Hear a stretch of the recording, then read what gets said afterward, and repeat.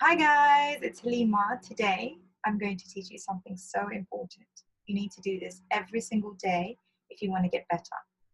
You're going to learn how to think in English. Let's start. Step number one, I want you to name things in the room. So look at things around in your head, not out loud. Look around the room. I want you to name things. Just, one word to describe each word. Like, for example, this is right here. I would say in my head, phone. If I say a vase, I would say a vase, flowers, and so on. If you don't know a word, I don't want you to beat yourself up. Just write it down and check it later, okay? And so that's number one. Number two is to start using chunks, verbs, to describe things or actions that you're doing or other people are doing. For example, sit on the couch. Sit on the couch. Smoke cigars. I don't know why that came in my head, but it did. Eating my food.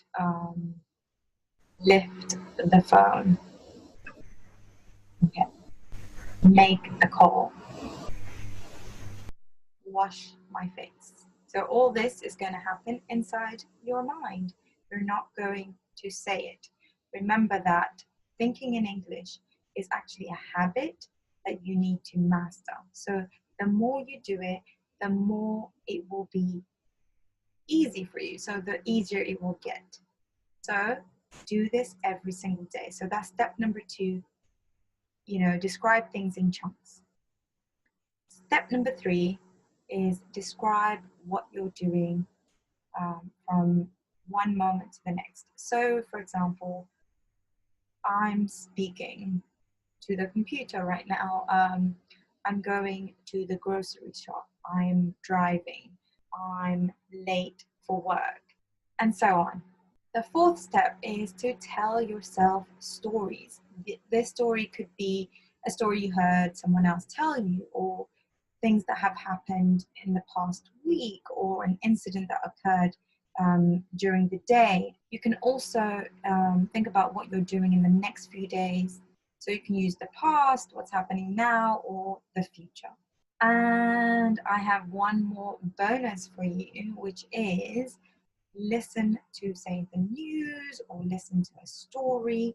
And then what I want you to do is retell that story. So say you heard somebody talking about an incident that occurred. In your mind, just replay what you heard. So as if you're telling a friend what you heard on the news. Another way to do this is also read something. So you're reading the newspaper or a passage, part of a story, and then you're going to retell it in your own words. So let's recap. Number one is naming objects around the room.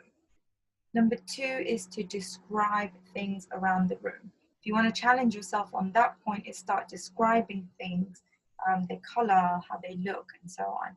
Number three is using chunks. So sit on the table, lift the bag, running around.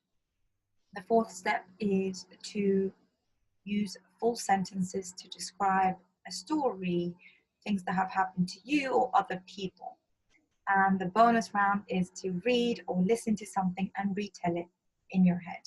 What I recommend is you start from the beginning and you start with the simple things and work up to the longer sentences, which is step number 4 and 5. So just start at the beginning if you're not very good at thinking in English, and make this a habit. Making it a habit is so important because it allows you to practice thinking in English instead of thinking that's going to happen in 1 second. It doesn't happen naturally because you're already thinking in another language. So in order for you to think in English, you have to develop this habit. All right? I hope that was helpful, guys. If you like this video, please share it with your friends. And if you haven't subscribed to my channel, please do so now and turn on the notifications so you don't miss any videos. And I'll see you next time. Bye for now.